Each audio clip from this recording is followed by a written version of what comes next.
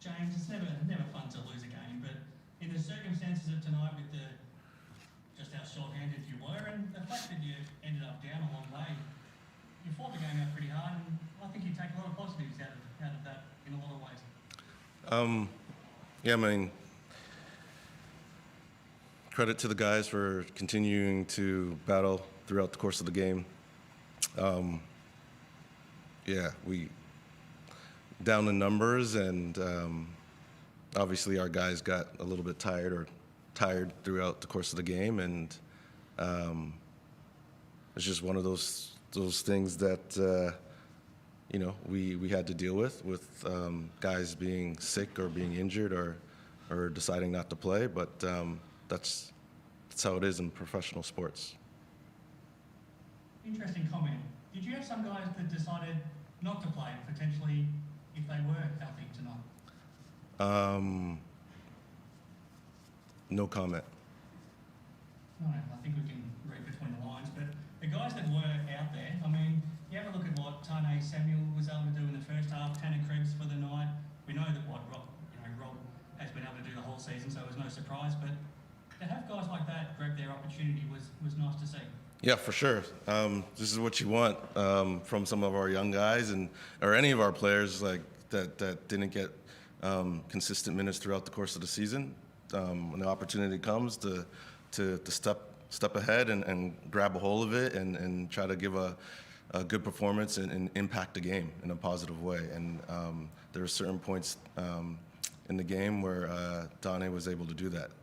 Kudos to him, because last week he was he was struggling on his I won't say that bad, but he was hurt. The flu hit him hard. He came back to practice this week, and I knew it wasn't going to be 100%, and same with Dang Dang, but they strapped up and they came. Can you talk a little bit about Rob, not just tonight, but his whole season? Because I think he's been good enough to be right in contention for a spot in one of the all NBL teams. He's been that good for you this season. How impressed with what he's given you have you been?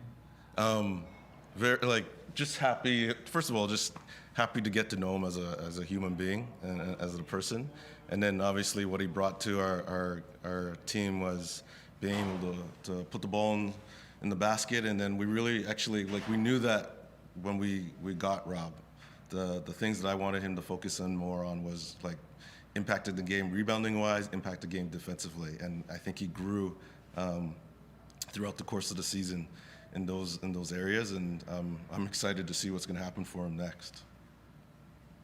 Well, Rob, how difficult was it on a night like this where you did only have seven players available? I mean, how challenging was it? And I know you lost, but are you proud of the guys that did suit up and fight it out? Yeah, kudos to the other six in that locker room that went to war, and I don't think people understand, if you're not in our situation, how tough it is to play another professional team with only 7 players. I think fatigue got the best of us a little bit in the second half, and we got winded, and obviously it showed. But hats off to those guys that suited up with me and went to war one more last time.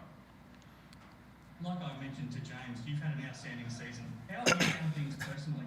Have you enjoyed this season? Apart from not getting wins you would like, but have you enjoyed the experience? Yeah, I mean, obviously, losing is never fun, and you don't want to have a losing record. But I had a joy. Me and JD, we've grown tremendously. Throughout this season, just from the first time, him talking to me, trying to recruit me here to now. I really consider him a brother, and I think that relationship, no matter what happens, is going to be great. But I pride myself on hard work, and that's just something that just who I am. So people can kind of say you had a great year, but I got a lot of holes in my game that I need to get better. So I'm the hardest critic on myself. So I'm never gonna give myself the full credit that I deserve. There's a lot of water to go under the bridge, and a lot of talks that I'm sure you will have with a lot of different people. But is there a potential for you to come back, both to the NBL and to the Bullets next season? Yeah, definitely. Obviously, I got to see what the future brings. But I loved Brisbane. It's a great city, great fan base, great club, and this is a great league, very competitive, and I've enjoyed my time here in the NBL and in Brisbane. So, time will obviously tell, and we'll see what God has in store for me. But I've enjoyed and cherished every moment this season. Now, we've enjoyed having you here as well, and we'd love to see you back. And I'm sure you would love to have you back as well, James. But now the season's over, what's your immediate focus? I'm sure you start planning for next season right now. Yeah, I'm super excited to see what's going to happen in the next weeks and months ahead. Obviously, the season didn't work out the way I wanted it to work out, but I see where we need to go. There's pieces that we need to be better.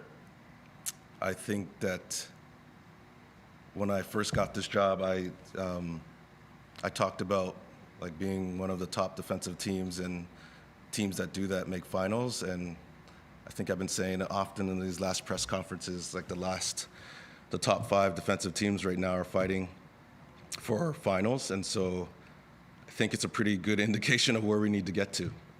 And so, when it comes to recruiting and talking to players, like, if you're not about that life, then,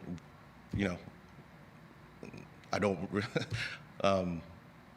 personally, I just don't want you here. So, like, you want to sit down and defend, you want to rebound and play the right way, come on over. These are the guys that we're looking at. And that's the standard that I'm looking to build for the Bullets and for our fan base and for the city. Like, Brisbane is an amazing city, and they deserve a winner. And that's my focus, to try to get the pieces to do that. Just one last one from me. You know 40 very well. I'm sure one of the big goals early next season will be to try to get a win up over him. Oh, I mean, I'm sure he'll hold that over.